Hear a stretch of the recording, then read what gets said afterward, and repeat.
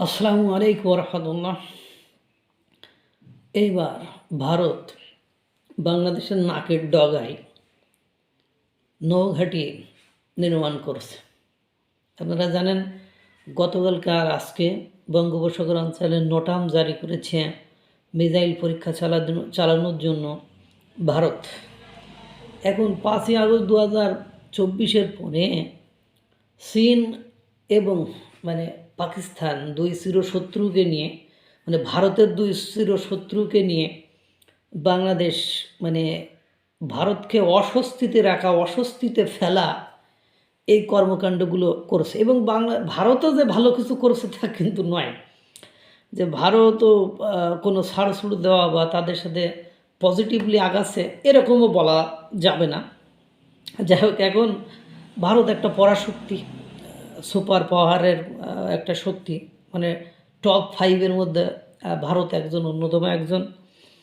এমন ভারতের শত্রু কি চীন, আর পাকিস্তানের কথা তো বলাই লাগে না। এখন 5ই আগস্ট 2024 আওয়ামী লীগ সরকারের পতনের পর ভারত এর সাথে সঙ্গত কারণেই এয়ারপোর্টে নেমেই বর্তমান সময়ের অন্তর্বর্তীকালীন সরকার সহ বাংলাদেশে যারা ক্ষমতা পরিচালনা করছে তারা সকলেই শত্রুতার বাঁধানোর প্রচেষ্টা চালিয়েছে।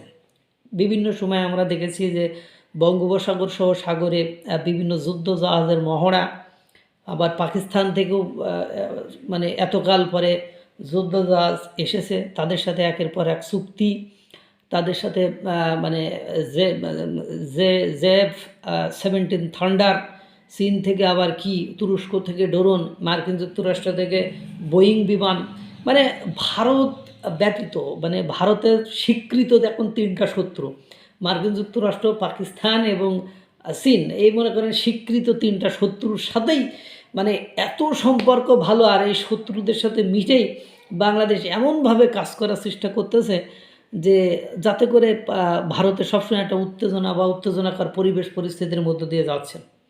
ভারত বলছে, না আর তো সহ্য হলো না, এবার একটা ব্যবস্থা করি যে চীন, পাকিস্তান আর বাংলাদেশের সব কিছুর উপরে নজরদারি করার জন্য একেবারে হলদিয়ায় নৌঘাঁটি তৈরি করছে ভারত। এই যে কলকাতা থেকে দূরত্ব হবে 100 কিলোমিটার এবং সেখানে যুদ্ধ জাহাজও মোতায়েন করবে এবং ওখানে সবসময় সেনাবাহিনীর সদস্য থাকবে 100 এটা থাকবে। তার ভারত কোনো দিক থেকে কোনো ঝুঁকি নিচ্ছে না। কারণ কি, ওই যে আজকে একটা পানের পাতা খাইছে খাক, কালকে একটা পানের গাছের গোড়া কেটে দিয়েছে দিক, পরশুদিন একটা পানের ডগা খাইছে খাক, তারপরে এভাবে ছাড় দিতে দিতে দেখা যায় পাল বেঁধে এসে হঠাৎ করে এসে পান খেতে তুলে নিয়ে যাবে। এই সুযোগ জ্ঞানী মুনি ঋষিদের দেশ ভারত দিবে না। এই জন্য তারা সব দিক থেকে প্রস্তুতি নিয়ে বসে আছে। তারা উত্তরবঙ্গ, উত্তর পূর্ব অঞ্চলে শিলিগুড়ি এইসব অঞ্চলে সেনা ক্যাম্প, বেস ক্যাম্প এগুলো একেবারে নির্মাণ করে রেখেছে।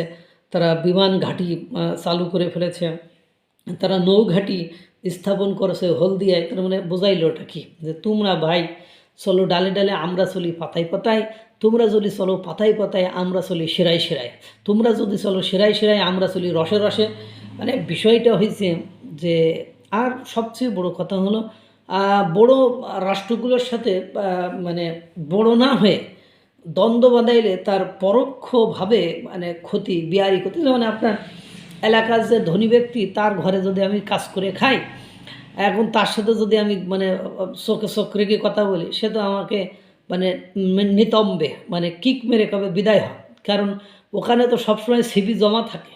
আমার মতো এরকম দরিদ্র লোকের সিবি তো ওখানে সবসময় কী থাকে, জমা থাকে। যে জমিদার বেটা যে আমার লাথি মারবে, আরও 5 জন ইন করবে, আরও 4 জন কল হবে। সুতরাং লাগতে গেলে ওই যে একটা কথা আছে, গ্রন্থগত বিদ্যা আর পরহস্তে ধন, নহে বিদ্যা নহে ধন হলে প্রয়োজন। আর ধারের কড়ি নয়, সে তো গলার দড়ি, সে তো আত্মহত্যারই নামান্তর। এই জন্য এই যে বিষয়টি, এই বিষয়টি মাথায় রাখতে হবে।